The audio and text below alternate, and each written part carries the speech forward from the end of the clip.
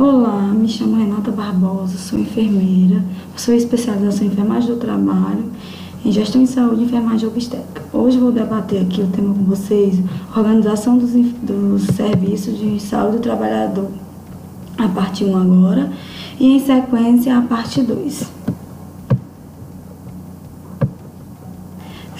De que cuida a saúde ocupacional?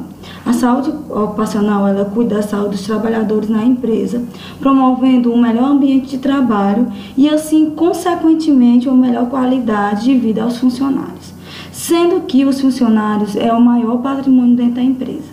Por que os funcionários é o maior patrimônio dentro da empresa? Eles são o maior patrimônio dentro da empresa porque se eles têm saúde, tanto física como mental, porque não basta o funcionário estar só fisicamente bem, se ele não estiver também mentalmente bem, não vai adiantar de nada.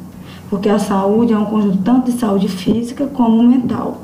Se ele está bem, consequentemente, ele vai trabalhar mais, vai produzir mais e vai tanto ser bom, tanto para o funcionário que vai estar com saúde, vai estar apto para trabalhar, como tanto para o empregador também, porque o empregador vai ter sua produção, vai ter seu funcionário bem que vai estar produzindo e vai estar gerando mais para a empresa.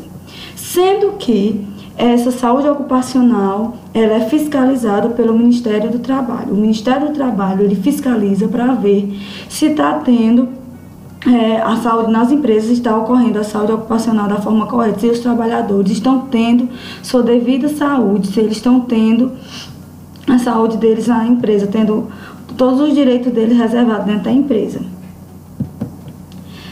Qual é o objetivo da saúde ocupacional? Cuidar exclusivamente dos hábitos que influenciam diretamente na saúde do trabalhador. Uma empresa que investe em saúde ocupacional, ela está mostrando aos seus funcionários que ela se preocupa com eles. Então, se ela está investindo na saúde dele, ela está mostrando que se preocupa com a saúde deles e se preocupa com o seu bem-estar. Além disso, se ele está investindo na saúde dos seus empregados, também está sendo investido na empresa, como eu já tinha falado anteriormente. Por quê? Pois se os trabalhadores eles estão aptos, como eu falei, fisicamente e mentalmente, e com a boa saúde, eles vão desempenhar suas melhores funções. Então, vai ser bom tanto para o empregador, como para o funcionário, tanto para o empregado. Para ambas as partes vai ser bom. Como o objetivo da saúde ocupacional é promover o bem-estar e as melhores condições de trabalho aos funcionários da empresa e indústrias, são desenvolvidas uma série de ações dentro do ambiente de trabalho. Então, se eles estão querendo promover o melhor bem-estar, a saúde dos trabalhadores, vão querer promover a saúde dos trabalhadores dentro do ambiente de trabalho, então eles vão promover uma série de ações. E que ações vão ser essas? Os trabalhadores vão participar dessas ações para melhorar o seu dia a dia dentro desse ambiente de trabalho. E agora eu vou listar essas ações. Olha, as ações de saúde ocupacional, vou listar algumas que acontecem dentro do ambiente de trabalho, como aulas de alongamento. Eles levam, às vezes, como eu vou falar aqui, fisioterapeutas, educadores físicos, terapeutas ocupacionais, tanto em empresas, como também eu já vi em hospitais universitários. Isso não se refere, nossa aula não se refere somente a empresas, a todos os níveis, tantos hospitais, todos os locais que têm funcionários. Eles vão querer gerar um bem-estar físico e mental dos seus funcionários. Através de quê? De aulas de alongamento, yoga, fisioterapia, psicólogos, como eu já falei anteriormente, que não basta estar o funcionário, o colaborador estar apto só fisicamente, ele tem que estar apto também psicologicamente. Realização de exames anual é realizado periodicamente exames dos funcionários, não somente quando eles adoecem, eles são acometidos por algum problema de saúde, não só quando é acometido por alguma doença ocupacional ou algum problema de saúde que não foi adquirido no ambiente de trabalho, como anualmente é realizado o exame deles. Campanha de vacinação, é obrigatório anualmente ter, como a campanha de vacinação da gripe, da hepatite C. Quais são outras atribuições da saúde ocupacional? Adequar o local de trabalho ao funcionário. Então, ela tem que adequar o local de trabalho ao funcionário, garantindo que ele não corra risco enquanto desempenha suas funções. Então, tem que garantir que o funcionário ele não vai ocorrer risco quando ele está desempenhando suas funções. Exemplo, as empresas que disponibilizam fisioterapeutas para avaliar a postura dos funcionários que trabalham muito tempo sentado. Então, eles vão disponibilizar fisioterapeutas para verificar aqueles funcionários, por exemplo, os funcionários de telemarketing, aqueles que trabalham como operadora da Claro, tinha aqueles pessoal que ficam ligando para a gente, oferecendo plano de operadores, eles trabalham muito tempo sentados.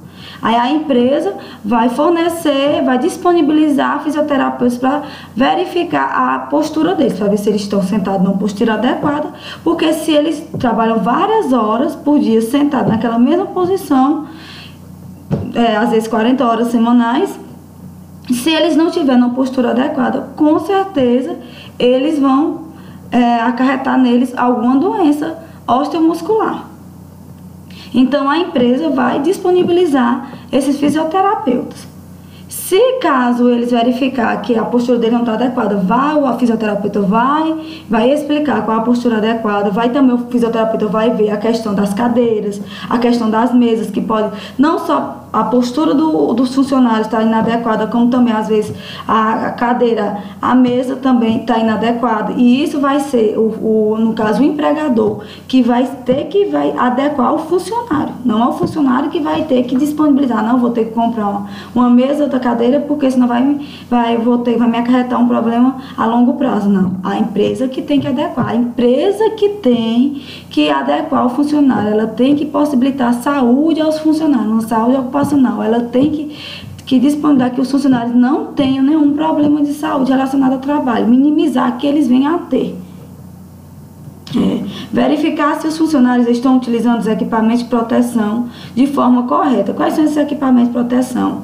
Os EPI, que são equipamentos de proteção individual, que mais na frente a gente vai discutir mais sobre eles. Então, também tem que ser verificado se eles estão utilizando de forma correta.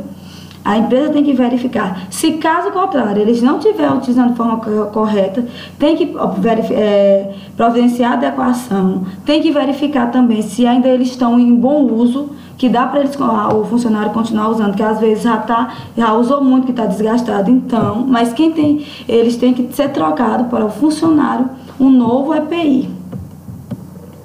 Outras atribuições: fazer os exames de admissão e demissão, ou seja, antes da entrada do funcionário, quando o funcionário começar a trabalhar, são feitos exames nele, ou quando ele for sair, é atestado que a pessoa está em perfeita saúde, tanto antes quanto depois. O que é esses exames? Não é feito somente esses exames de admissão e demissão, que é o exame admissional e demissional. É feito também o exame periódico, como eu falei, o anual, que é feito nos funcionários anualmente, não só se eles apresentavam um problema de saúde, é feito também mudança de função. Por exemplo, um funcionário, se caso ele trabalha num cargo no nível menor e ele for promovido, ele for mudar para outro cargo, ele não vai só mudar rapidamente, ele precisa fazer todos os exames para saber como é que está a saúde ocupacional dele. E o que é esse ASO que eu coloquei aqui? É o atestado de saúde ocupacional. Que esse atestado de saúde ocupacional é dado pelo médico, fica uma via com o médico, no caso na empresa, e outra via vai ficar com o funcionário, que o funcionário faz esses exames para atestar que ele está com saúde ocupacional, no caso admissional, quando ele é admitido na empresa, demissional, quando ele é demitido, mudança de função, periódico também é feito. E também quando, no caso, por exemplo, quando o funcionário ele sofreu um acidente no trabalho, por exemplo, aí ele ficou de licença, ficou fora do trabalho por um período. Quando ele for retornar ao trabalho, no caso ele vai ter que fazer os exames de retorno ao trabalho. Então vai ter que ser feito outro ASO dele, outro atestado de saúde ocupacional do funcionário. Então tudo isso faz parte da saúde ocupacional. Agora vamos falar um pouco sobre os mapas de risco. O que são mapas de risco? É uma representação gráfica dos riscos de acidentes nos diversos locais de trabalho, inerentes ou não ao processo produtivo, devendo ser afixados em locais acessíveis. Esses mapas de riscos, quando eles forem feitos, eles têm que serem colocados em locais acessíveis dentro da empresa e bem visíveis, de fácil visibilidade, tanto para os funcionários como para as outras pessoas, para os visitantes da empresa. Eles têm a finalidade de informar e orientar todos que ali atuam, ou outras pessoas que venham visitar, sobre os riscos que aquele local transmitem a todos. Então tem que ficar no local visível, anexado no local visível, para que todos consigam ver. Quais são os objetivos desse mapa de risco? Reunir informações suficientes para o estabelecimento de um diagnóstico de situação de segurança e saúde do trabalho no estabelecimento. Então, ele vai reunir várias informações do estabelecimento com um diagnóstico da situação de segurança de saúde do trabalhador no estabelecimento. Ele vai fazer um mapeamento dos riscos que tem naquele estabelecimento. Possibilitar a troca e a divulgação de informações entre os servidores, bem como estimular a sua participação na atividade de prevenção. Então, os servidores vai permitir essa troca entre os servidores e vai estimular a participação deles na prevenção, porque a partir do momento que o servidor ele fica sabendo quais são os riscos que estão ali no ambiente de trabalho dele, vai ser mais fácil para ele participar na prevenção dele, né? Porque toda empresa, eles já fazem os DDS, que eles explicam como é que devem ser os riscos que tem naquele local, fazem também palestras educativas e através desse mapeamento de risco, possibilita melhor todos os colaboradores, todos os funcionários saberem quais são os riscos que estão ali no meio do ambiente de trabalho deles. Os círculos de cores e tamanhos diferentes mostram os locais e os fatores que podem gerar situações de perigos em função da presença de agentes físicos, químicos, biológicos, ergonômicos e de acidentes. Então, os mapas de risco, eles apresentam círculos de cores e tamanhos diferentes. Os tamanhos, de acordo com o tamanho, vai ser o grau de risco. Quanto menor, são 3 tamanhos de círculos, quanto menor o círculo, menor o grau de risco. Quanto maior, maior o grau de risco. E cada cor vai representar a presença de um agente, se ele é físico, químico, biológico, ergonômico ou de acidentes. Quem elabora? Quem vai elaborar esse mapa de risco? Isso é muito importante vocês saberem. Deve ser elaborado por quem? Por ACIPA, com a participação dos colaboradores, dos trabalhadores envolvidos, colaboradores, como vocês queiram chamar, pode ser chamado de trabalhadores, colaboradores, funcionários, no processo produtivo, que a CIPA é a Comissão Interna de Prevenção de Acidentes. Decore, CIPA, Comissão Interna de Prevenção de Acidentes. Então, quem elabora o mapa de risco, a CIPA, com a participação dos trabalhadores envolvidos no processo produtivo e a orientação, quem orienta o Serviço Especializado de Engenharia de Segurança e Medicina do Trabalho, o SESMIT, do estabelecimento, quando houver. É considerado indispensável a colaboração das pessoas expostas ao risco. Quem são as pessoas expostas ao risco? Os funcionários. Então, é indispensável. É indispensável que eles trabalhem, que eles não participem. Então, eles têm que participar da elaboração do mapa de risco. Então, os funcionários têm que participar. É considerado indispensável, como eu já falei, a colaboração das pessoas, dos colaboradores, na elaboração do mapa de risco. Após a discussão pela CIPA, que é a Comissão Interna de Prevenção de Acidente, o mapa de riscos deverá ser afixado em local analisado de forma claramente visível e de fácil acesso para os servidores, como eu já havia falado. Tanto para os servidores, principalmente, como também para as pessoas que chegam para visitar aquele local. Porque elas também, por exemplo, chega alguma pessoa, tanto para visitar que ela vai resolver alguma coisa de outra empresa, mas que ela vem ali também para resolver alguma coisa naquela empresa. Ela também tem que saber dos riscos que tem presente naquela empresa, porque ela está ali dentro também. Que ela veio ali dentro, mas ela está ali dentro. A falta de elaboração e a fixação do mapa de riscos nos locais de trabalho pode implicar multas de valor elevado. Então, se a falta de elaboração e a fixação do mapa de risco pode levar a multa. Então, não adianta também nada elaborar o mapa de risco e não afixar. Se elaborar e não afixou, vai levar a multa da mesma forma. Os riscos ambientais, como eu falei, são 5 tipos de riscos, que os agentes, que no caso são agentes que causam riscos à saúde dos trabalhadores, eles são 5, que são agentes físicos, químicos, biológicos, ergonômicos e de acidentes. Isso é muito importante vocês saberem. Agora eu vou falar um pouco sobre cada um. Os agentes físicos São considerados agentes físicos as diversas formas de energias que possam estar expostas aos trabalhadores, tais como ruídos, vibrações, pressões anormais, temperaturas extremas, radiações ionizantes, radiações não ionizantes, bem como ao infrassom e ao ultrassom. O que são agentes químicos? São considerados agentes químicos substâncias, compostos ou produtos que possam penetrar no organismo pela via respiratória, né? Que é a nossa via respiratória, nas formas de poeiras, fumos, névoas, neblinas, gases ou vapores, ou pela natureza da atividade de exposição que possa entrar em contato ou ser absorvido pelo organismo através da pele ou por ingestão, como os gases e os vapores. Os agentes biológicos são considerados agentes biológicos os bacilos, bactérias, fungos, protozoários, parasitas, vírus, entre outros. Os agentes biológicos são os principais agentes que a gente entra em contato, nós, enfermeiros e técnicos de enfermagem. São os agentes biológicos, são os principais que a gente entra em contato. E eles podem originar, esses agentes biológicos, eles podem originar doenças como tuberculose, tétano, leptospirose. Agentes ergonômicos. O que são agentes ergonômicos? São os agentes caracterizados pela falta de adaptação do trabalho às características psicofisiológicas do trabalhador. Então, vai ser a falta de adaptação do trabalho às características tanto psicofisiológicas do trabalhador. Entre esses agentes ergonômicos, podemos citar quais? O trabalho físico pesado é um agente ergonômico. Postura incorreta, posições incômodas, repetitividade, ritmo excessivo, jornada prolongada, são agentes ergonômicos. Os agentes de acidentes, que também são chamados de agentes mecânicos, são fatores ou situações potencialmente causadores de acidentes. Eles são fatores que vão causar, eles são potencialmente causadores de acidentes, como o quê?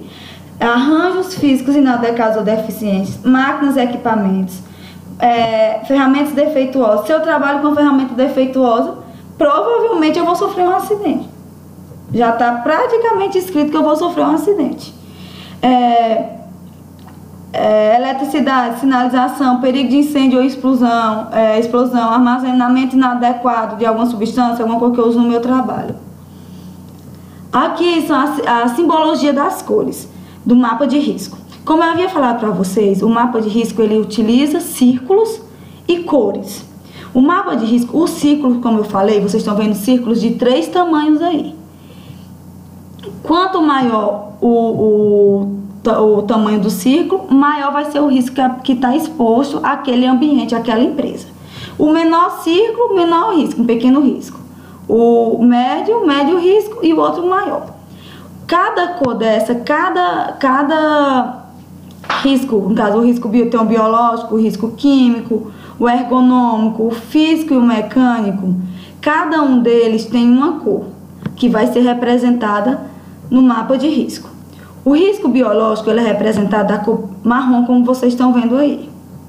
Aí aqui tem o risco biológico elevado, que é do círculo maior, o risco biológico médio, do círculo aqui menorzinho médio, e o bem pequenininho, o círculo marrom aqui pequeno, círculo biológico leve. O risco ergonômico, por exemplo, é da cor amarela. Então, no mapa de risco, ele vai ser representado da cor amarela. E aqui da mesma forma, de 3 tamanhos, tem o risco ergonômico elevado, o círculo maior, o risco ergonômico médio e o risco ergonômico leve. O risco mecânico é representado da cor verde no mapa de risco. Da mesma forma, elevado, médio e leve. O risco físico, azul, da mesma forma. Pode falar elevado, médio e leve. Eu posso falar pequeno também, pequeno, médio, elevado, tanto faz. E o risco químico é representado da cor vermelha. Então, como é que eu represento o mapa de risco? O mapa de risco é representado com círculo e cores. Cada risco que eu estou exposto, agente risco que a gente fala, né, que é mesmo como que é agente químico, físico, ergonômico, biológico, mecânico e físico. Eles vão ser representados cada um de uma cor e dependendo do tamanho, do grau do risco que eu estou exposta, a empresa está exposta, os funcionários estão expostos no caso, vai ser o tamanho do círculo. Então, se os funcionários estão, no caso, se na empresa tem um risco ergonômico pequeno, então eu vou botar um círculozinho amarelo pequeno nele. Se lá na empresa que eu trabalho eu tenho um risco físico elevado, então eu vou botar no meu mapa de risco eu vou botar um círculo grande azul. Não é obrigatoriamente no mapa de risco, na empresa, ter todos os riscos. Ela pode ter só um risco desse, pode ter 2, 3, pode ter todos. E cada empresa, de uma empresa para empresa varia, depende, cada uma vai ter seu grau de risco.